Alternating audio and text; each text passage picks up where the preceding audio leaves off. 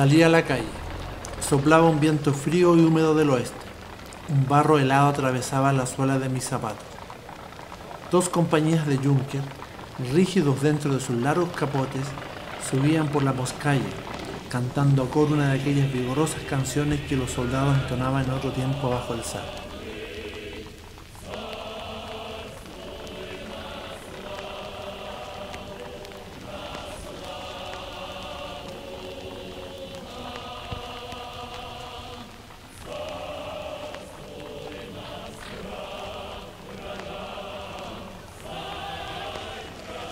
Al llegar a la primera esquina de la calle, me di cuenta que la milicia municipal estaba montada y armada con revólveres en nuevos y relucientes estuches. Un pequeño grupo de personas, asombradas, miraba en silencio.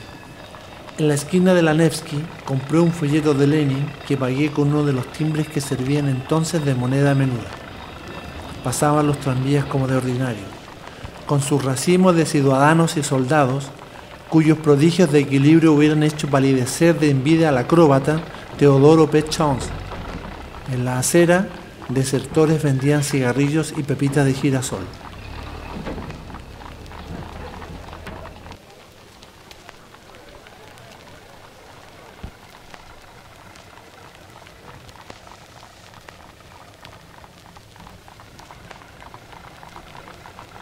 En la perspectiva de Nevsky, bajo el húmedo crepúsculo, la multitud se arrebataba los últimos periódicos o se apretujaban tratando de descifrar los innumerables llamamientos y proclamas fijados en cada espacio libre. Un automóvil blindado iba y venía haciendo sonar la sirena. En cada esquina, en cada espacio libre, grupos compactos, soldados y estudiantes discutiendo. La noche caía rápidamente. De trecho en trecho se encendían los faroles. Las olas de la multitud rompían sin cesar. Siempre era así Petrogrado, en vísperas de disturbios.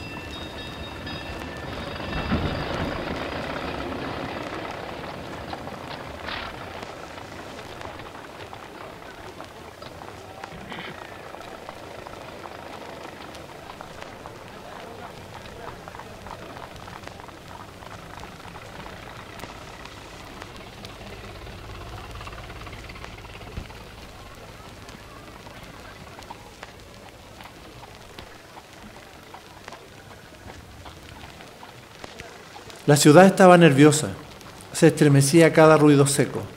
Sin embargo, aún no había señal alguna de actividad de los bolcheviques.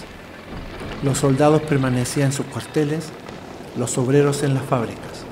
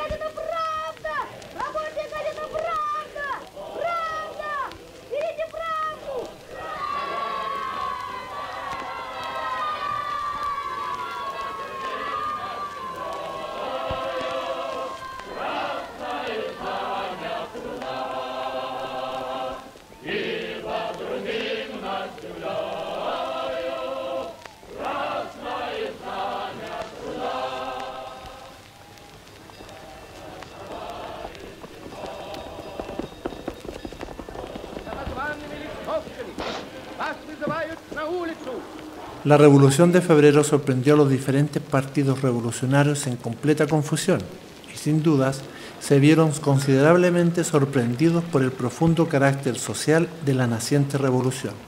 Primero, nadie salvo los anarquistas querían creerlo. El partido bolchevique, el cual siempre decía expresar la aspiración más radical de la clase obrera, no pudo ir más allá en sus fines de los límites de una revolución burguesa.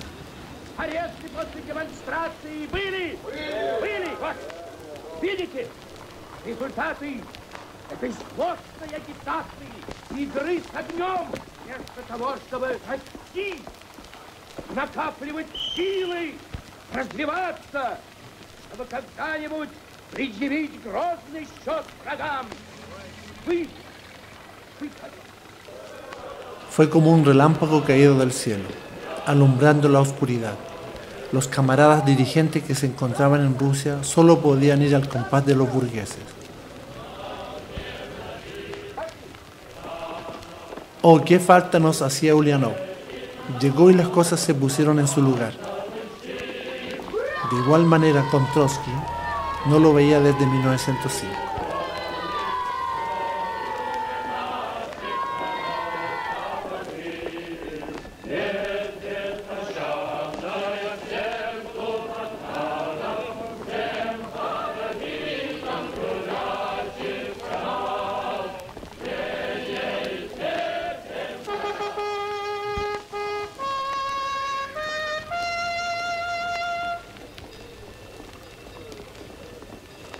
Fue solo en la conferencia de abril que se preguntaron qué estaba realmente pasando en Rusia. Si era solo el derrocamiento del zarismo o era que la revolución iba más allá. Tan lejos como el derrocamiento del capitalismo, lo último, planteó eventualmente a los bolcheviques la cuestión de las tácticas a seguir.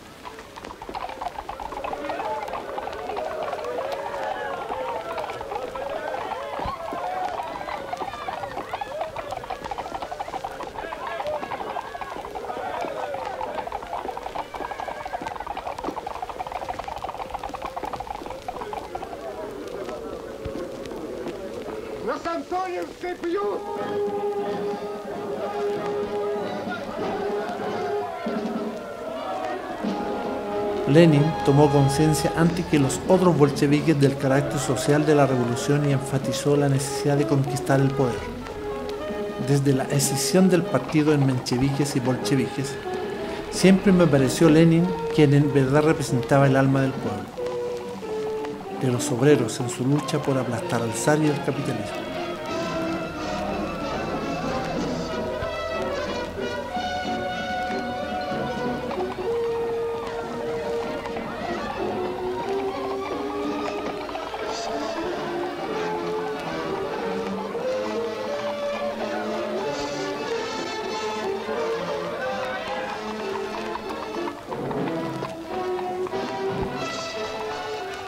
Vio un avance decisivo en el movimiento obrero y campesino que estaba socavando más y más las bases de la burguesía industrial y rural y que, como siempre, andaba pensando más en los banquetes y en qué castillo comprarle a la nobleza.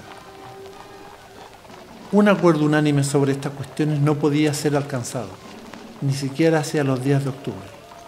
Todo el tiempo, el partido maniobró entre las consignas sociales de las masas y la concepción de una revolución socialdemócrata, que es de dónde venían y dónde se desarrollaron.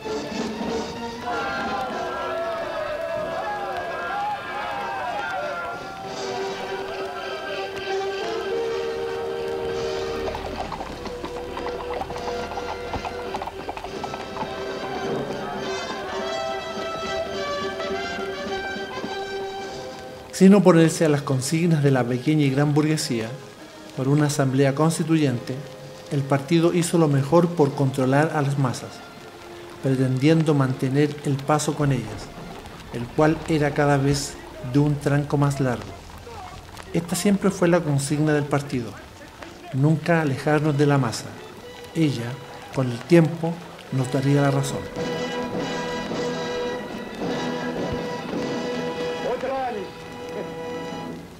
Ерофеева испугались. Захвалишь? Вернуться? Думаешь, испугаются? Нас нечистая сила. Не уйдут с улицы. Моя. Правильно. Я в 5-м году в Москве на Бронную казаков не пускал. И сюда сейчас не пущу. Не пустишь? Не пущу. Ну что, товарищ? Драться. Драться. Entramos en un cine, cerca de la Catedral de Kazán. Estaban proyectando una película italiana, amor, intriga, sangre.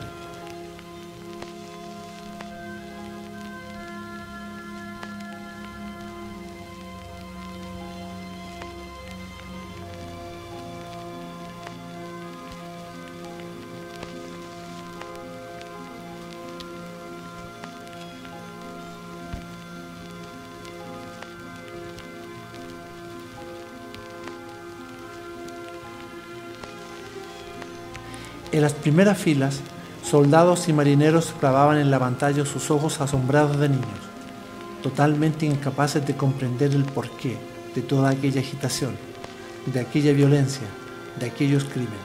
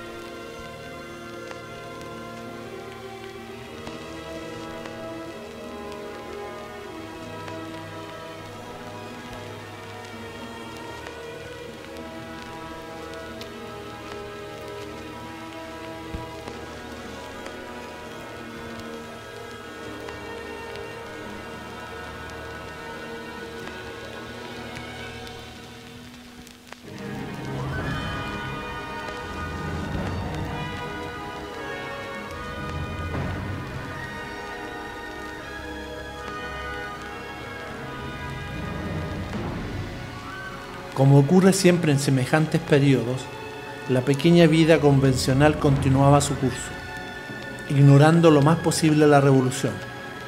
Los poetas componían versos, pero no a la revolución. Los pintores realistas pintaban escenas de la Rusia medieval, todo menos la revolución. Seguían llegando a la capital señoritas de provincias para aprender francés y educar su voz. Jóvenes y elegantes oficiales paseaban en el hall de los hoteles sus bachicles, carmesí, bordados de oro y sus sables caucasianos ricamente nielados.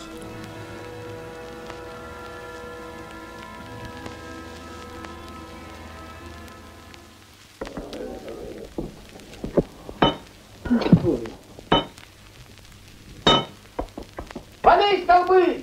Рой мостовую! Рой баррикаду!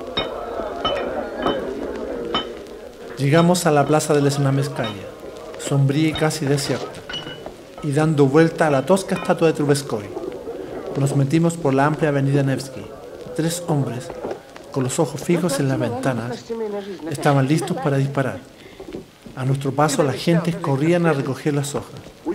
Ya no escuchábamos el cañón, y cuanto más o menos nos acercamos al Palacio de Invierno, más tranquilas y desiertas estaban las calles.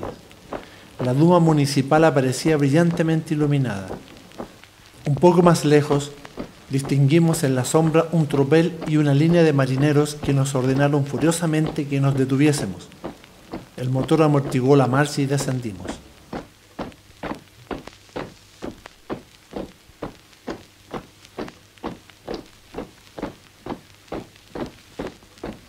Ante nosotros se desarrollaba una escena asombrosa. Exactamente en el ángulo del canal de Catalina, bajo una lámpara de arco voltaico, un cordón de marinos armados cortaba la perspectiva en Nevsky, cerrando el paso a una multitud que avanzaba en columnas de 4 en fondo. Eran 300 o 400 aproximadamente, hombres vestidos de levita, mujeres elegantes, oficiales y gentes de toda condición. Entre ellos reconocimos a muchos delegados al Congreso, jefes mencheviques y socialrevolucionarios, al alcalde Aksmentiev con su barba roja, presidente del Soviet de los campesinos, a Sorokin, el portavoz de Kerensky, a Hinchuk, a Abramovich, a su cabeza, el viejo Schreider, alcalde de Petrogrado, con su barba blanca, y Prokotovich, ministro de Abastos en el gobierno provisional, detenido aquella misma mañana y puesto después en libertad.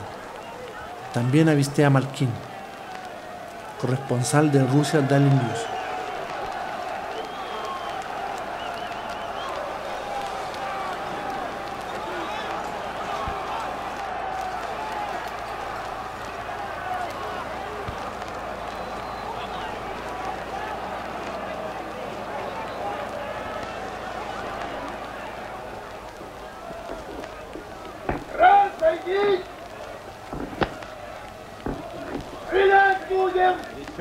От старого мира, отряхнем его прах наших ног.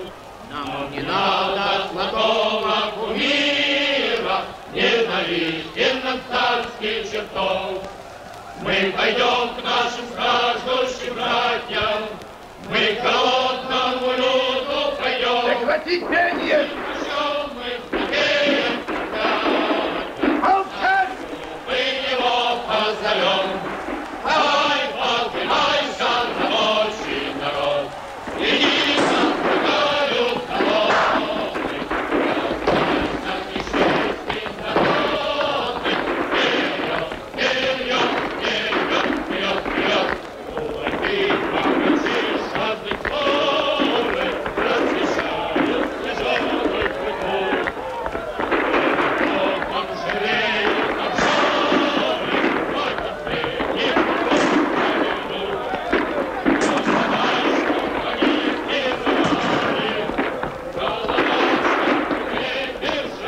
Кого же пугать хотите? Питерского рабочего? Около Ерофеева? Крест!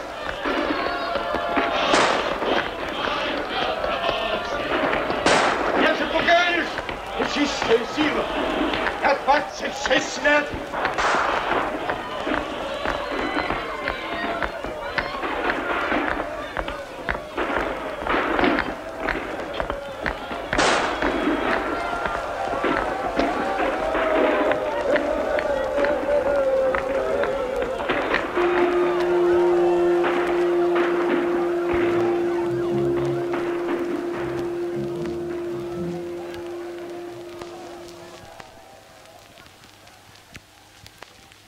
La oscuridad era completa.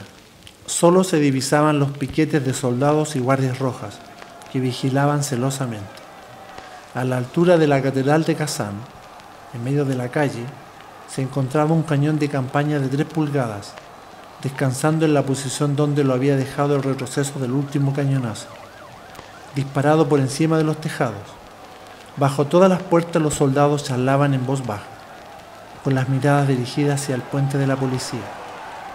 Escuché a uno que decía: puede que nos hayamos equivocado.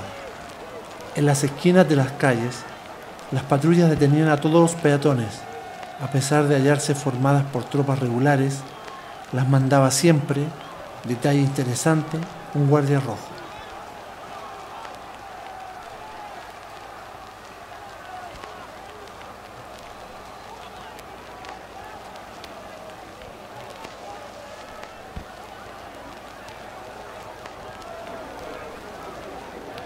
Había cesado el fuego.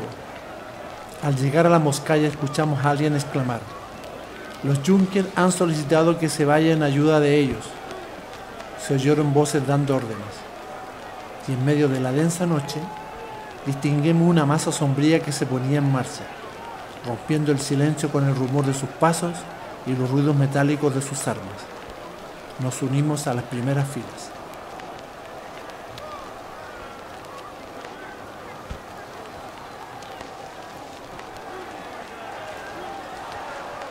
La tropa, que se componía de varios centenares de hombres, descansó algunos minutos, apretujada detrás de la columna, recuperó la calma y después, como no tuviera nuevas órdenes, volvió a avanzar espontáneamente.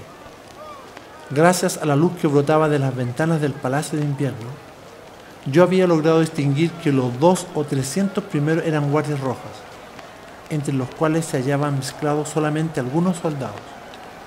Escalamos la barricada de madera que defendía el palacio y lanzamos un grito de júbilo al tropezar en el otro lado con un montón de fusiles, abandonados allí por los Junkers. A ambos lados de la entrada principal las puertas estaban abiertas de par en par, dejando salir la luz. Y ni una sola persona salió del inmenso edificio. La oleada impaciente de la tropa nos empujó por la entrada de la derecha, la cual conducía a una vasta sala abovedada, de muros desnudos, la bodega del ala este, de donde partía un laberinto de corredores y escaleras. Guardias rojas y soldados se lanzaron inmediatamente sobre grandes cajas de embalaje que se encontraban allí, haciendo saltar las tapas a culetazos y sacando tapices, cortinas, ropa, vajilla de porcelana, cristalería. Uno de ellos mostraba con orgullo un reloj de péndulo de bronce que llevaba colgado de la espalda. Otro había incrustado en su sombrero una pluma de avestruz. El pillaje no hacía más que comenzar cuando se escuchó una voz. «Camaradas, no toquéis nada, no agarréis nada, todo esto es propiedad del pueblo». Inmediatamente repitieron 20 voces. «Alto, volved a ponerlo todo en su lugar, prohibido agarrar nada, es propiedad del pueblo». Las manos se abatieron sobre los culpables. Los tejidos de Damasco, las tapicerías, fueron arrebatadas a los saqueadores. 2 hombres se hicieron cargo del reloj de bronce. Los objetos, bien o mal, fueron colocados otra vez en sus cajas y algunos de los propios soldados se encargaron de montar la guardia. Esta reacción fue sumamente espontánea.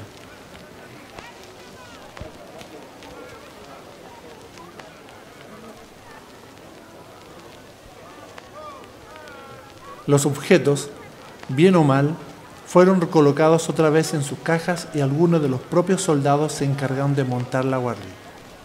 Esta reacción fue sumamente espontánea.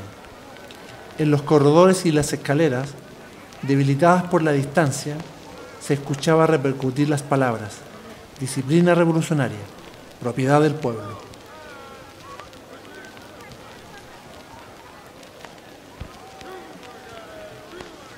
Dos guardias rojos, un oficial y un soldado, se mantenían de pie, empuñando un revólver. Otro soldado se hallaba sentado en una mesa con pluma y papel. Por todas partes resonaba el grito: «¡Todos fuera! ¡Todos fuera!».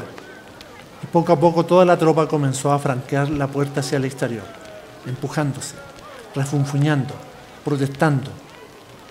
Cada uno de los soldados era detenido y registrado. Se le vaciaban los bolsillos. Se miraba por debajo de su capote. Se le recogía todo lo que no era ostensiblemente suyo. El secretario tomaba nota y el objeto era llevado a una pequeña habitación vecina. Fue confiscada así una variedad extraordinaria de objetos: estatuillas, frascos de hita, colchas bordadas con las iniciales imperiales, candelabros, un bote pequeño de pintura, secantes de escritorio, espadas con puño de oro, pastillas de jabón, vestidos de todas las clases, mantas. Un guardia rojo tenía 3 fusiles, 2 de ellos arrebatados por él a los Junkers. Otro arrastraba 4 carteras atestadas de documentos. Los culpables devolvían los objetos de mala gana o se defendían como chiquillos. Los miembros de la comisión de registro, hablando todos a la vez, les explicaban que robar era indigno de los paladines del pueblo. Con frecuencia, aquellos que habían sido sorprendidos daban media vuelta y ayudaban al registro de sus camaradas.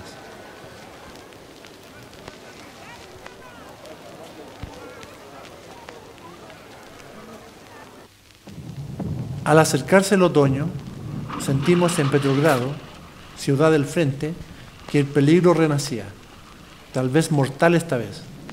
Las divisiones rojas del frente de Estonia, entregadas a los piojos y alambres, se desmoralizaban. Vi, en trincheras desmoronadas, combatientes macilentos y tristes que verdaderamente no podían más. Vinieron las lluvias frías del otoño y la guerra continuaba tristemente para aquella pobre gente, sin esperanza, sin victoria, sin botas, sin abastos, y para muchos de ellos era el 6º año de guerra, y habían hecho la revolución para hacer la paz. Se sentían en un círculo infernal. El ABC del comunismo les explicaba que en vano que tendrían la tierra. La justicia, la paz, la igualdad, cuando dentro de poco la revolución mundial estuviera hecha. Suavemente, nuestras divisiones se fundían bajo el pálido sol de la miseria. Un movimiento extremadamente pernicioso había nacido en los ejércitos de guerra civil. Blancos, rojos y otros, el de los verdes. Tomaban su apelación de los bosques en los que se refugiaban y se reunían los desertores de todos los ejércitos que no querían ya pelear por nadie, ni por los generales ni por los comisarios. No querían ya pelear sino por ellos mismos, para no volver a hacer ninguna guerra. Los había en toda Rusia. Sabíamos que en los bosques de la región de Pskov Los efectivos de los verdes crecían, alcanzaron varias decenas de millares de hombres. Bien organizados, provistos de un estado mayor, sostenidos por los campesinos, devoraban al ejército rojo. Los casos de deserción a enemigos se multiplicaban también apenas se sabía que los generales distribuían pan blanco a sus tropas. El espíritu de casta de los oficiales del antiguo régimen neutralizaba afortunadamente el mal. Persistían en llevar charreteras, en exigir el saludo militar, en hacerse llamar vuestro honor, esparciendo así a su alrededor tal hediondez que nuestros desertores, una vez alimentados, volvían a desertar, regresaban a pedir perdón o se unían a los verdes. De los dos lados del frente los efectivos eran fluidos, y para liquidar la cuestión, los camaradas bolcheviques llaman bandidos a los que desean parar esta desangrada. Años de guerra solo significa pesar y terror para todos. La militarización del trabajo ha fracasado. Los cálculos de Trotsky sobre el progresivo crecimiento de la producción del Frente Obrero han quedado en papel mojado como las profecías de los bolcheviques sobre la revolución mundial. Las fábricas no son un campo de batalla. Al convertir todo el país en un campo de trabajo forzoso, no se potencian los esfuerzos en la producción. Se ha dividido el pueblo en esclavos y esclavistas y creado una clase superpoderosa de burócratas de los solos. Aunque lo más significativo de todo es que incluso los obreros más avanzados se han encontrado enfrente de los comunistas. En estos momentos los bolcheviques no cuentan con nadie entre el campesinado ni el proletariado. Todo el país está en contra de ellos. El bloqueo y la invasión han sido manipulados en su propio interés.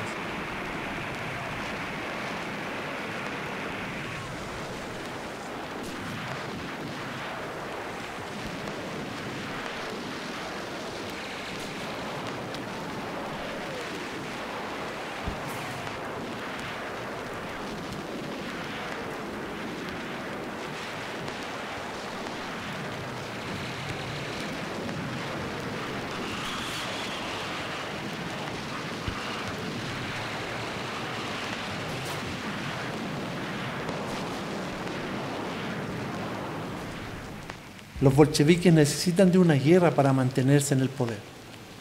La actual campaña polaca les conviene espléndidamente. Sin embargo, este será el último revés para los comunistas. Se romperán y el sangriento experimento bolchevique finalizará. El 11 de octubre, el ejército blanco del general Yudenich tomó Yamburgo, en la frontera de Estonia. A decir verdad, apenas encontró resistencia. Nuestras tropas esqueléticas, o más exactamente lo que quedaba de ellas, se desbandaron y huyeron. Feo momento. El ejército nacional del general Denikin ocupaba toda Ucrania y tomaba Orel. El almirante Kolchak, jefe supremo de la contrarrevolución, dominaba toda Siberia y amenazaba el Ural. Los franco-rumanos acababan de ser expulsados de Odessa por un ejército negro, pero una flota francesa se encontraba en el Mar Negro. La Hungría soviética se había desmoronado. En resumen, cuando hacíamos el balance, lo más probable era que la revolución entraba en agonía, que una dictadura militar blanca se impondría pronto y que todos seríamos ahorcados o fusilados. Esta convicción nítida, en lugar de esparcir el desaliento, galvanizó el espíritu de resistencia.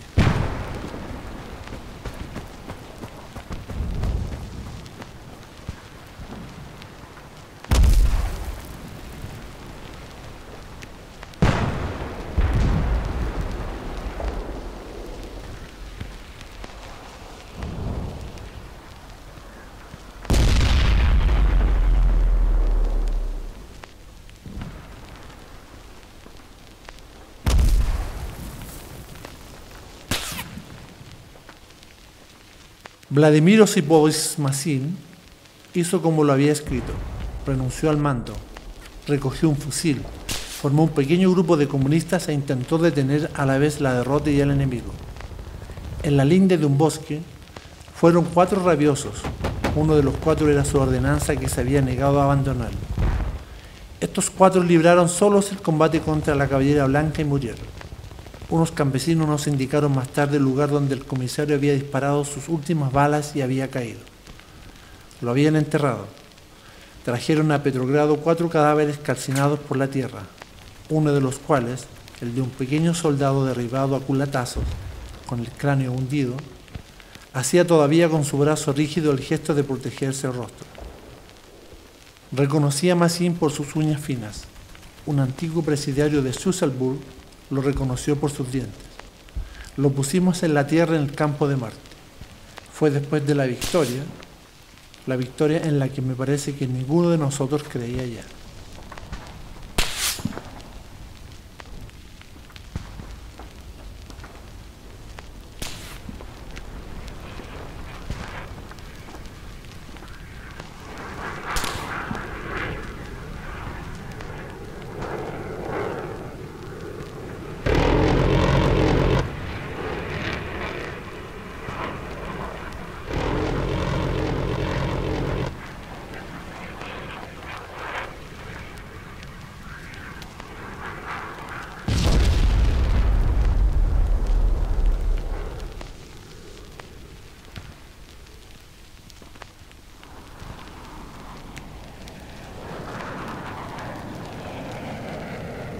Petrogrado se salvó el 21 de octubre en la batalla de los Altos de Pulkovo, a unos 15 kilómetros al sur de la ciudad semicercada. La derrota se transformó en una victoria tal que las tropas de Yudenich se replegaron en retirada hacia la frontera estonia. Los estonios los bloquearon allí. El ejército blanco que había estado a punto de tomar Petrogrado tuvo un fin lamentable. Unos 300 obreros llegados de Schusselburg lo habían detenido también, en una hora crítica, y se habían dejado matar por un cuerpo de oficiales que caminaban al combate como si fueran a un desfile. El último mensaje de Massin-Lisenthal me llegó después de la batalla. Era una carta que me rogaba transmitir a su mujer. Cuando se envía a los hombres a la muerte, escribía, debe uno dejarse matar. Cosa extraordinaria y que muestra hasta qué punto eran profundas las causas sociales y psicológicas, son lo mismo, de nuestro vigor. El mismo milagro aparente se realizó al mismo tiempo en todos los frentes de la guerra civil. Aunque por todas partes a fines de octubre y principios de noviembre la situación pareciese igualmente desesperada. Mientras se peleaba en los alrededores de Pulkovo, el ejército del general Denikin fue vencido no lejos de Voronezh por la caballería roja improvisada por Trotsky y mandada por un exoficial llamado Budienny.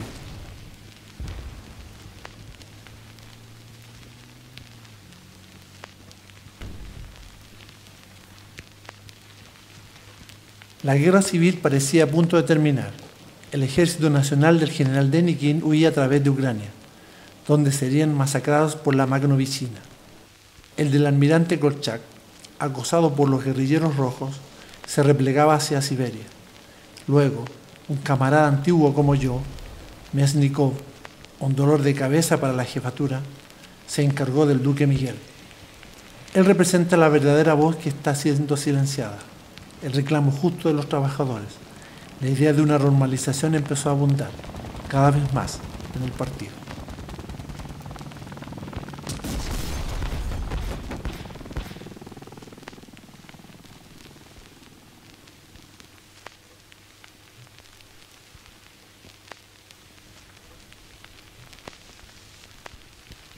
Considero la creación de las checas como una de las faltas más gravosas, más inconcebibles que cometieron en 1918 los gobernantes bolcheviques cuando los complots, el bloqueo y las intervenciones extranjeras le hicieron perder la cabeza. Con toda evidencia, unos tribunales revolucionarios, funcionando a la luz del día, sin excluir las acciones a puerta cerrada en algunos casos, con admisión de la defensa, hubieran tenido la misma eficacia con muchos menos abusos y depravación. ¿Era inevitable volver a procedimientos de la Inquisición? El terror continuaba, sin embargo, porque el partido entero vivía sobre la certidumbre interior justa de ser asesinado en caso de derrota. Y la derrota era posible de una semana a otra.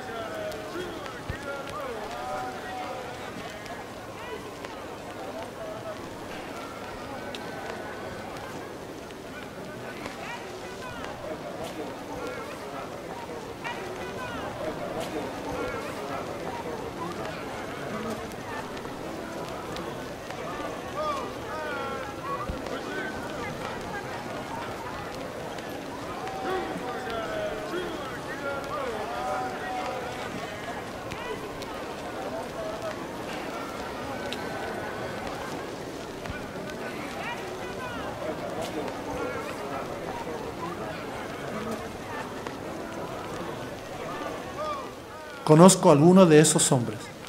Juntos hemos fumado cigarros tristes en buenos restaurantes, pontificando sobre la guerra no sin destello de perspicacia. He dejado de verlos, porque algunos admiran estúpidamente una revolución muerta. Dependen de ella como de una inyección para prolongar su último suspiro.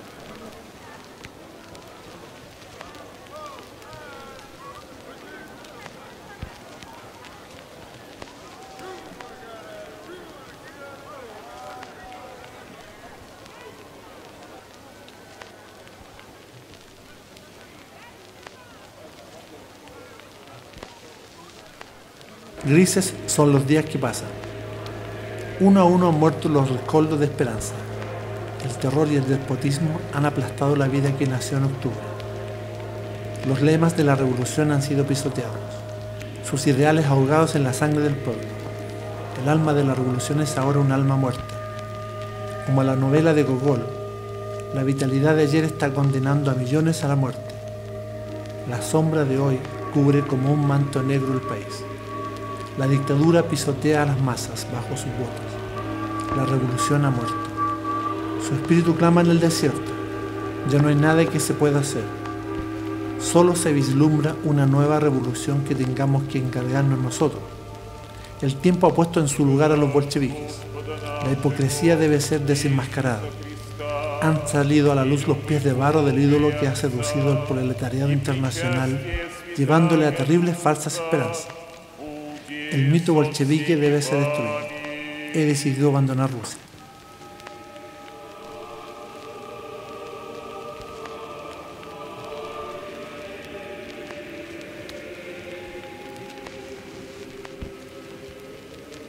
Горе имеем сердца.